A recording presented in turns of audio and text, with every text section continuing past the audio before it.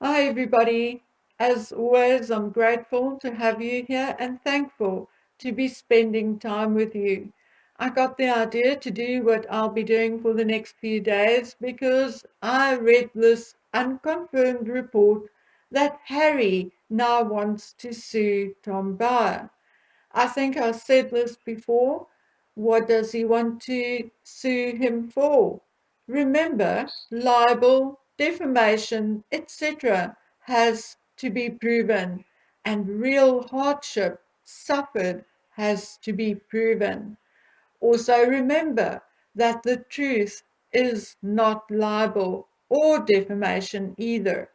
Although I doubt Harry and Meghan will sue Tom Bauer, I decided to rework the book and see whether there is anything I can find that Harry and Meghan can sue for. And to do that, I went item by item through the book's endnotes. Because if the couple does decide to sue Mr.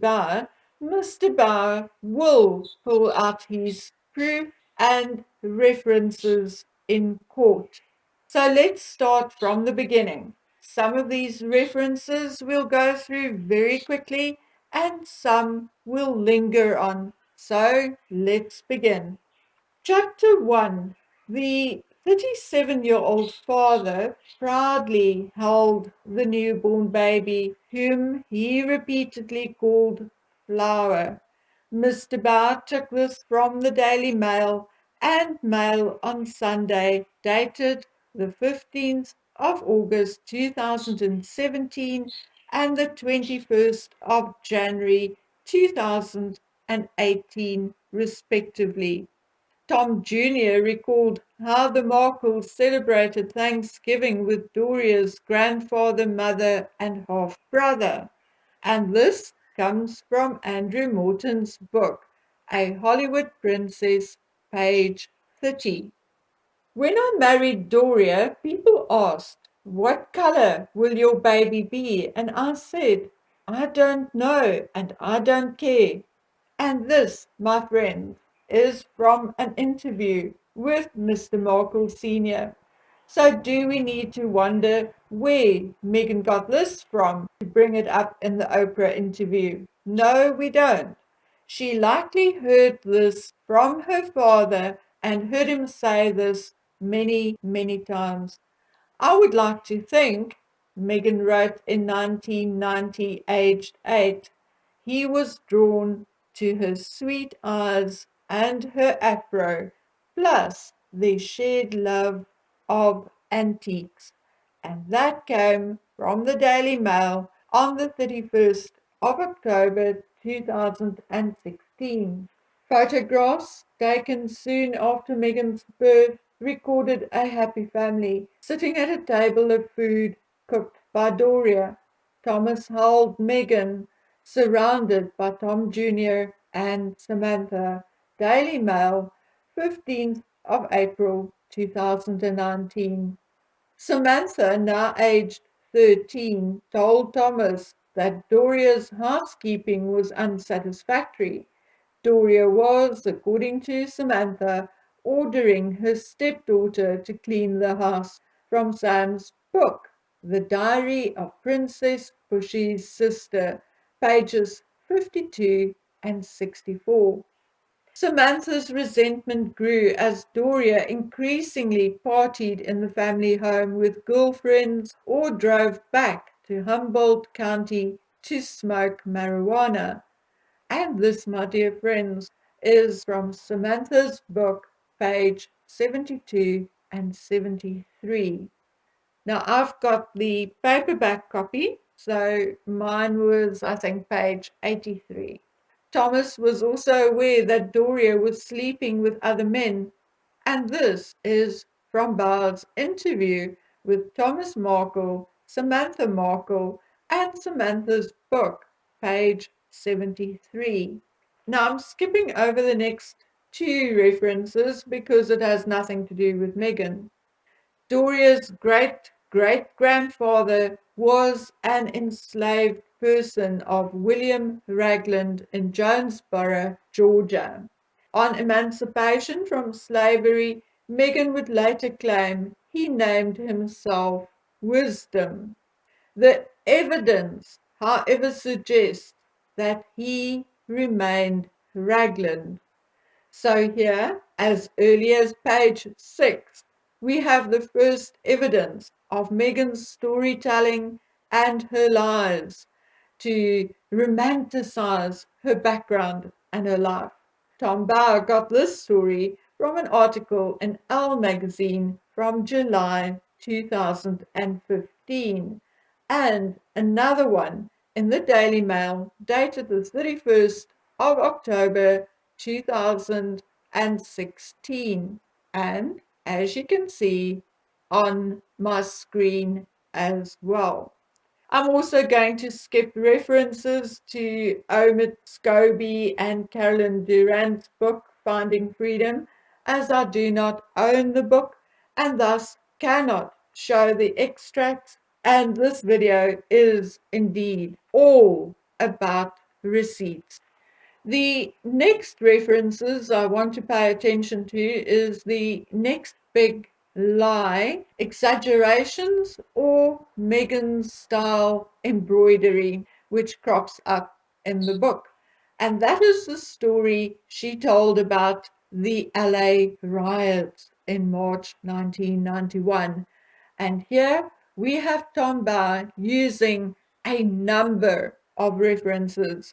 An interview with Thomas Markle, Samantha's book, page 151. In my paperback copy, it's a bit further. He also uses the Daily Mail article dated the 5th of June 2020 and a YouTube video titled Full Speech, Meghan Markle's Surprise Graduation Address to Her Old High School, and a Vanity Fair article dated October 2017. No, Meghan did not see any of what she said she saw. Her father took her away, and they only returned once the riots were over. Yes, she may have seen the aftermath as they drove back home, but not the ash falling from the sky, the looting, the men on the back of a truck armed with long guns. The fact that her father did take her away had since not only been confirmed by him, but also by the rest of his family and friends and ex-colleagues. So once again, and only a few pages into the book, we are introduced to Meghan's lying and exaggeration. And good for Mr. Bauer, he attached the receipts. But let's continue. Continuing with an interview with Thomas Markle Sr., Tom Bauer tells how Meghan was enrolled at Little Red School and at Immaculate Heart School. According to Thomas Markle Sr., Doria did not join him for the interview at Immaculate Heart, and she only visited the school once before Meghan's graduation. And now we have Meghan telling her listeners on Spotify that her poor black single mommy raised her alone, kept the house, worked, supported her in everything, etc. So who actually lied? Meghan or her father? Definitely not Tom Bauer. Interesting, though, is that Tom Bauer mentions in his book that because Doria never came to the school, most assumed Meghan was Italian. And that nugget he got from Andrew Morton's book, page 56, Sharp Magazine, 2016, and a Daily Mail article of April 2018. Anyway, Tom Bauer talks more about Meghan's school years, but I'm going to skip that because it is truly a he said, she said scenario, as far as the next references are concerned. Later, however, Meghan would talk about her life after Thomas Markle Sr. had a financial setback, namely a huge tax bill. And we all know where that came from. She would talk about how her life changed, how she had to work at Humphrey Yogurt in Beverly Hills for $4 per hour and grew up on the $4.99 salad bar at Sizzler. Now, neither Harry nor Meghan can claim falsehood here, as Meghan told Oprah in that infamous interview, and I quote, "My first job was when I was 13 at a frozen yogurt shop called Humphrey Yogurt." Now, Thomas Markle Sr. disputes this and told Tom Bauer that Meghan never worked when she was at school and that he would not have allowed it. He also says that she definitely did not need to work. He also disputes her story that she grew up on a Sizzler's salad bar and says that she grew up on a variety of food and even cooked meals. The funny part of it is that Meghan herself tells a whole different story. And if you want to hear it for yourself, you can go watch the video Meghan Markle 2013 interview for Shape on YouTube. In the video, Meghan admits to growing up with healthy food and a variety of food like Italian food and Mexican food. So that begs the question, why on earth would Meghan even lie about food? But never mind. Here we are again, faced with a scenario where both stories, both conflicting stories, came out of Meghan's own mouth. So there is no way on earth either of the Harkles can hold Tom Bauer responsible for this. Okay, I'm going to leave it right here for now. It is already a lot to take in, but certainly so far there is nothing the Harkles can sue Mr. Bauer for, as everything is either referenced to Meghan Markle herself or to another publication or her family. I'll see you back here tomorrow as we delve deeper into the more salacious elements of Tom Bauer's book.